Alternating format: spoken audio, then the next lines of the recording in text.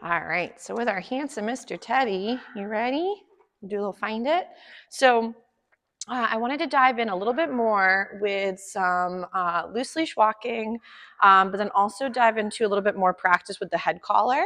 So I know, for example, for a lot of folks, dogs can obviously pull and they can get really good at pulling. So remember that pulling itself. Ready? We'll try a little bit with the bed while I'm blabbing. Good job, smart man. So while he's maybe rocking a little bit with his stay, if he fits, I might have to get the bigger bed eventually. He's outgrowing his beds. Wow, look at you. You almost fit on there. So with our handsome guy, just like a lot of folks, they do struggle with loose leash walking because it is a very abnormal behavior for any animal, let alone a dog too, to be tethered to some other animal, person, and have them be the one distinguishing how fast, where, how often, how again, where we go in general in the environment. And that can be really peculiar for your babe. So dogs do tend to go at a much faster rate. He does have 4 lovely long legs. So, and their environment is very much so not for them on a walk. Do they like to go from point A to point B in a straight line? If you ever watch dogs as they're exploring off leash, they tend to kind of go all over the place, and it's not really that organized. So for a lot of dogs, it's they're following their sniffer and seeing the world through their sense of smell the way we do visually. He says he's gonna go visit, oh, he wants his ball. You're gonna bring it down over this way. He's too cute. So, but with Mr. T, you're gonna bring it on down? Come on. If, for example, he is really struggling on walks like most people and dogs together, it tends to be that a lot of times we haven't worked the foundation. Ready, Teddy? Bed? We haven't worked the foundation well enough yet to get our puppies to comfortably offer that skill without throwing in the novelty of the world around them. So I know we've discussed it in class, working these skills in and around your yard, the first few homes in your environment, maybe even in your backyard or even inside the home. I know he's turning into a gigantic monster, so you may not have as much space with the home and the littles, but I would highly recommend to practice that when he's by the side, like we've dived into earlier for the past few weeks, is feed for where you'd like him to be and make sure that the environment is not so stimulating that you're losing him to that sort of setup. So right now we're just working a couple little place behaviors while I'm blabbing, and we're just gonna go ahead and we're gonna do a little bit with some loose leash walking in a moment, off gear first, but then I wanna also practice a little bit with the head collar. So head collars, for example, are sometimes dived into way too quickly. I feel that if we don't show the puppy how to do something first, slapping on a piece of equipment will not help you somehow magically stop pulling. So the problem with a head collar is some folks by accident will also attach it to a longer training leash or long line or even a flexi. And that's a really great way to cause some very severe potential spinal injuries. With a head collar, he's back to his wet corner where Bodhi likes to drop all the water around. So with Mr. T, I will get his attention back and we'll work a few more skills, but he says he's pooped out. So when working with a head collar, we want to make sure that we're doing it to the safest setup as possible. So if we have never exposed the dog to a head collar, we don't want to just slap one on and say, I hope you make it, and just go to town with it. I always prefer a body harness whenever possible, but I would much rather, if the dog is going to be very big and very strong, and at times you're gonna have a hard time keeping him safe and you safe at the same time, I wouldn't set him up to have those failure moments all the time where you're going somewhere really challenging, and because he's so big, he's having a hard time. So we're not trying to say head collar equals freebie to go do very challenging setups for him where he's gonna fail. But for safety reasons, he's only around 5 months now, I think, and he's gigantic. He's over 70 pounds. So since he's going to be such a gigantic monster in all the right ways, we want to make sure that we're able to get him to safely move through the environment. So if he's not as interested in doing his place behavior right now, we'll just move it over to the side for a moment so we have a little bit more space, and we'll practice a little bit with maybe the beginning stages of some of the head collar stuff. So there are all different head collars out there. This is, again, something I don't just slap onto a dog and say, I hope you make it. So right here, for him coming and checking in, I'm going to feed him for that lovely response. There are some brands that I prefer over others.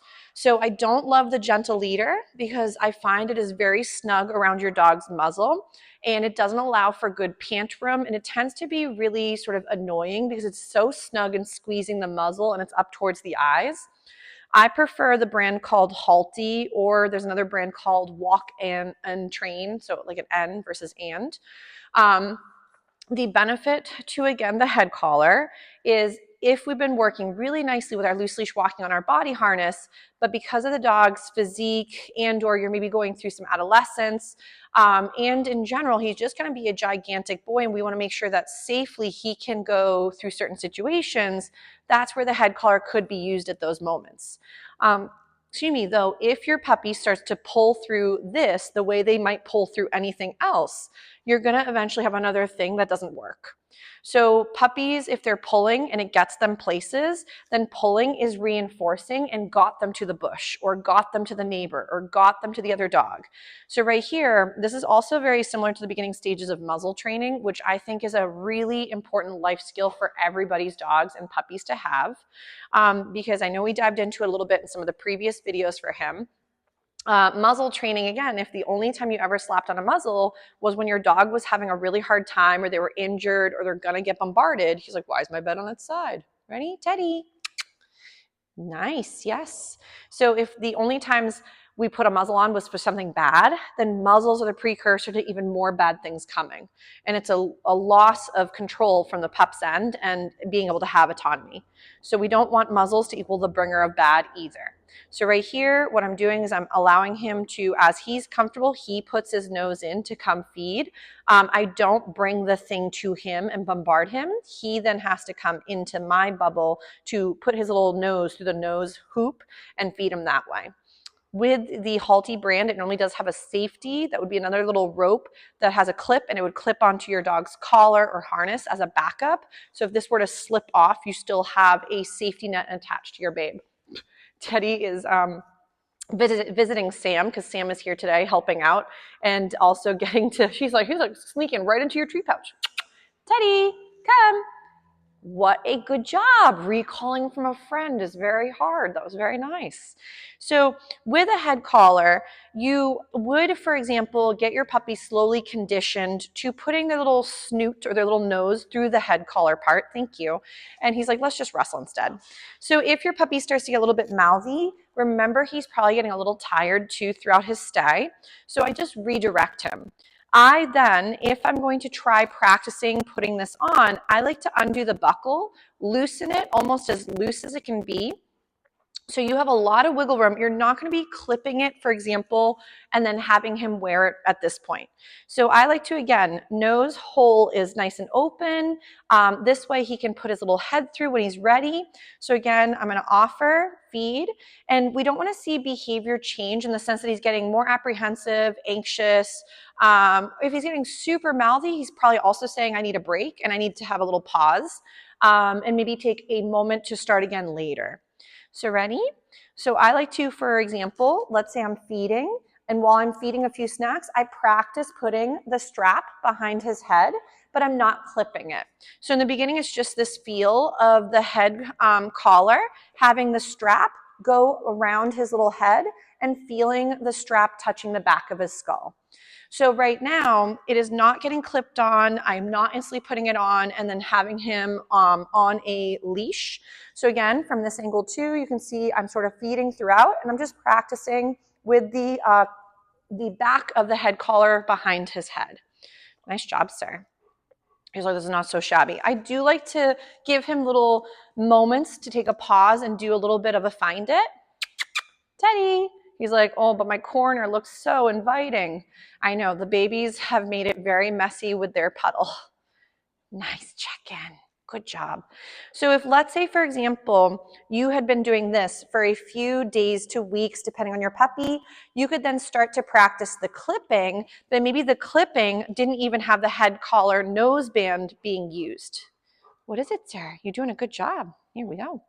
So that way, the clip does not always equal the noseband. He's so slimy with his little jowls. But that way, the noseband doesn't instantly get put on as you're clipping the headpiece behind his skull. Otherwise, he might start to think that every time we clip it, it means that the thing is on and it might be too fast of a step for him. So this is, again, the Halti brand. There are some that I like better from theirs than others. Others don't seem to hold their shape the right way. These ones I like because, well, they're better out of the bunches that you have as options. He went on the opposite side of the fence and he's like, how do I visit Sam if I'm stuck on this side? It's like a maze. He figured it out. So it has a nice big wide noseband with some nice squishy material too. Remember, your dog's muzzle is a very sensitive part, so you do want to take your sweet time and condition him, but you may find the head collar is a very good in-between step, and this doesn't mean he has to use this for the rest of his life. So sometimes it can be like training wheels. You start off with them and you wean off of them as you figure out how to do something, but now you know how to do it safely. So you may find for him, maybe this is what you use when you need a little bit more physical help to control him. Otherwise, he might then blow past the harness and then potentially pull you into certain zones you don't want to be in. He's going to tank up on some more water because obviously he hasn't had enough yet. I know, poor Sam is smothered in dog hair right now. He is shedding a little bit. Very normal. Teddy, you ready? Teddy, come. What a good boy. Slowly but surely making his way. So the other option too is if you're going to be practicing, you can also, if let's say he's a little unsure, you could clip and then feed. Oh, and you could also drop it if he's a little bit wet and slimy. So the benefit of sometimes doing this is in the noise, yes, could be the precursor to here comes your food. So it could be another way to condition parts of the head collar, but the back of the head collar is adjustable just like a dog collar. So that way you would want it to comfortably rest behind his skull, but not be so snug that you can't finger or so in there. And the noseband should be comfortably just lightly resting. And the reason I prefer the Halti brand versus the Gentle Leader is you'll see it has these little side straps. This is what holds the noseband in place, but does not make the noseband have to be all the way snugly around their muzzle like the Gentle Leader does. He says he's giving up and lying down and taking a siesta in the corner that is all mushy. Teddy, are you pooped out? We're going to work it a little bit later. But for head collars, if you're unsure what size or how to find them, check in with me. But I would highly recommend to work one of these. And if you don't have one yet, I know we did in the previous video, work him with his leash. And then we practiced, for example, he might be too big now, though. This handle may not be large enough for him.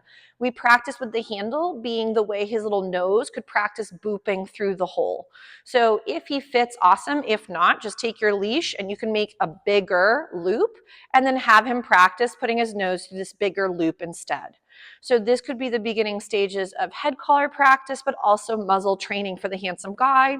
Because again, bad dogs don't wear muzzles. Any dog can wear a muzzle, and it's very good for prevention. Dogs that are sometimes struggling, though, to keep them safe and others, muzzle training can be immensely beneficial for dogs because it can open up their window to a bigger world. Two, muzzles can be used inappropriately, so it shouldn't be one of these things where, again, we're slapping it on and forcing a dog to face their fears. That is a really great way to create learned helplessness and your dog struggling even further with more trauma. Ready? Teddy, come. Nice. But I would say for Mr. T, let me know if you have questions or concerns over any of the head collar topics or information, and we'll go from there. But we'll give Mr. T a little break from this, and we'll work a few other little skills with this gentleman. But he did a really good job with, again, the beginning stages of the head collar.